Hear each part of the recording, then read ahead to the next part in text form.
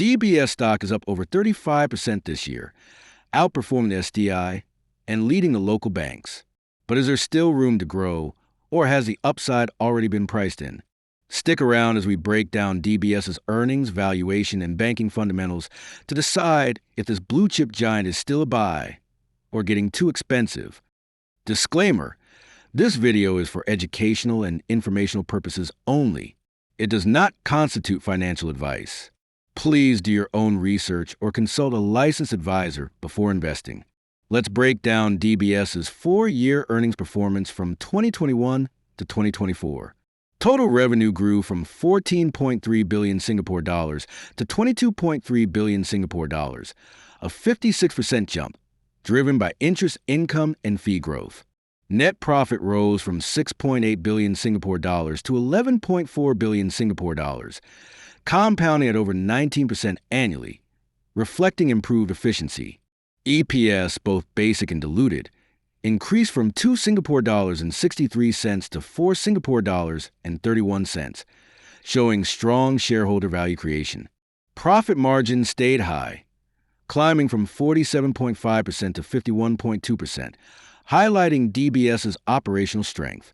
Pre-tax income rose steadily from 7.7 billion Singapore dollars to 13.15 billion Singapore dollars. Net income, including one-offs, reached 11.42 billion Singapore dollars, with normalized income staying consistently strong. Associate income grew from 166 million Singapore dollars to 209 million Singapore dollars, while unusual items were minor, signaling stable operations. Share count remained flat at 2.65 billion, ensuring EPS growth wasn't diluted. In short, DBS delivered strong, consistent growth with high margins and a disciplined capital structure. Let's take a closer look at DBS's FY 2024 performance, starting with the revenue breakdown by business segment.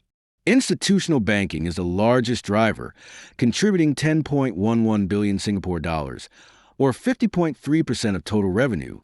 This includes corporate lending, trade finance, and investment banking. Next, consumer and wealth management brought in 7.37 billion Singapore dollars, making up 36.7%, fueled by mortgages, credit cards, and affluent banking. Treasury markets added 1.65 billion Singapore dollars, or 8.2%, from trading and hedging services. Lastly, the other segment, mainly technology ventures and miscellaneous income, contributed 3.15 billion Singapore dollars, or 15.7%. Now, on to the pre-tax profit by geography. Singapore remains DBS's profit engine, delivering 6.78 billion Singapore dollars, or 54.2% of total profits. Greater China, including Hong Kong and China, accounted for 2.30 billion Singapore dollars, or 18.4%, showing strong overseas performance. South and Southeast Asia, including India and Indonesia, delivered 1.65 billion Singapore dollars, or 13.2%. Rest of the world contributed 1.35 billion Singapore dollars, about 10.8%, while the corporate center added 0.80 billion Singapore dollars, or 6.4%, mainly from central treasury and investments. These figures highlight DBS's strong base in Singapore and its rising regional footprint across Asia. Here's a snapshot of DBS's core banking health based on the latest FY 2024 and Q1 2025 data. Starting with capital, DBS reports a CET1 ratio of 15.1% and total capital adequacy of 17.1%, well above regulatory minimums and signaling balance sheet strength. Its leverage ratio of 6.7% reflects disciplined financial management. Efficiency-wise, DBS leads the pack with a stellar cost-to-income ratio of 38.7%, showing world-class operational execution. Its CASA ratio is an impressive 61%, reinforcing a robust base of low-cost deposits. The bank's net interest margin sits at 2.12% in Q1 2025, slightly down, but still one of the highest among ASEAN banks. With a loan-to-deposit ratio of 83%, DBS maintains strong lending discipline. Liquidity remains rock solid, with a 139% all-currency LCR buffer. Credit quality is excellent, with NPL at 1.1% and a provision coverage of 127%, showing strong risk mitigation. Lastly, the return metrics stand out: 18% ROE and 1.6% ROA, making DBS the most profitable among its peers. Bottom line, DBS combines fortress-like capital, best-in-class efficiency, and leading returns, solid fundamentals for long-term investors. Let's break down how the big three Singapore banks stack up on valuation. On a trailing PE basis, OCBC and UOB are priced more attractively than DBS, which commands a slight premium. Forward PE ratios suggest the market expects similar earnings trajectories across all three. Price to book tells a similar story. DBS trades at a hefty 1.65 times, reflecting its dominant position and digital edge. Meanwhile, UOB and OCBC sit at a much more reasonable 1.23 times. Looking at price to sales, UOB is the most affordable and also boasts the best PG ratio at just 1.81 times, suggesting its earnings growth is relatively undervalued. In terms of profitability, DBS stands out with a 15.6% ROE and 1.45% ROA, showing it delivers more from both equity and assets. On dividends, OCBC leads with a 5.6% yield and a payout ratio of around 58%, which may appeal to income-focused investors. UOB and DBS maintain conservative 50% payout ratios, leaving room for reinvestment.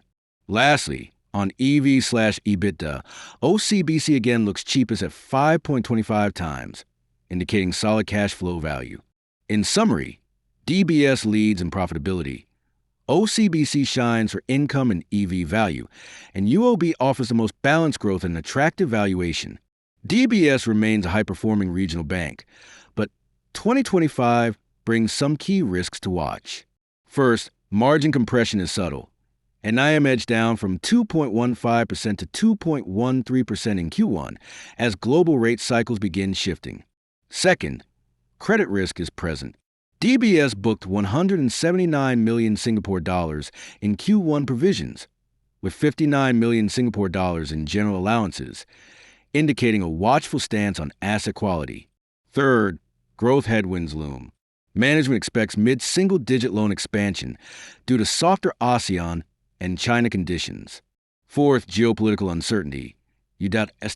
China tensions and Middle East instability may dent trade finance, a DBS stronghold. Fifth, ESG-linked exposure remains significant. DBS finances carbon-intensive sectors like energy and shipping, flagged under their 2024 TCFD report. Sixth, regulatory scrutiny is rising. MAS and Global Standard are tightening on AML and ESG disclosures, impacting compliance cost. Seventh, cyber and digital risk is real. With DBS pushing AI, open banking, and digital expansion, resilience to outages and cyber threats is crucial. Lastly, market volatility, especially SGD versus USD or CNY, could hit FX and regional income streams. While these risks are well managed, investors should remain alert as DBS balances growth with resilience. Now let's break down the investment case for DBS, Singapore's largest and most profitable bank. From 2019 to 2025, DBS's revenue soared by 60%, translating to over 8% compound annual growth, powered by rising interest income and digital expansion. Net profit surged even faster, up 75% or 10% CAGR, showing outstanding efficiency in earnings generation. Its current earnings per share hit an all-time high of 4 Singapore dollars and 31 cents, with a trailing PE ratio of 11.2 times. That's pricier than OCBC or UOB, but investors are paying a premium for DBS's scale and performance. The PEG ratio sits around 2.8, suggesting valuation is more justified relative to its growth rate compared to OCBC. DBS's price-to-book ratio is the highest at 1.65 times, reflecting strong investor confidence and higher ROE. The dividend yield of 4.7% is respectable, with a 50% payout ratio that provides flexibility for reinvestment or future hikes. Using the Graham formula, fair value estimates for DBS approach 44 Singapore dollars. The dividend discount model gives a more conservative estimate of around 33 Singapore dollars. So where's the opportunity? If you're seeking stability, strong growth, and best-in-class execution, DBS deserves a spot in your portfolio, especially on pullbacks to the $30-32 range.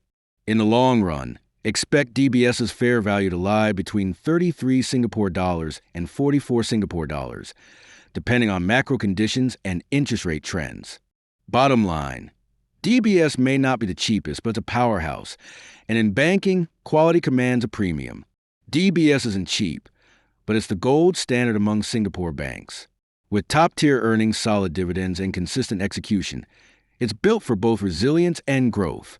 For long-term investors, buying on dips could be a smart play.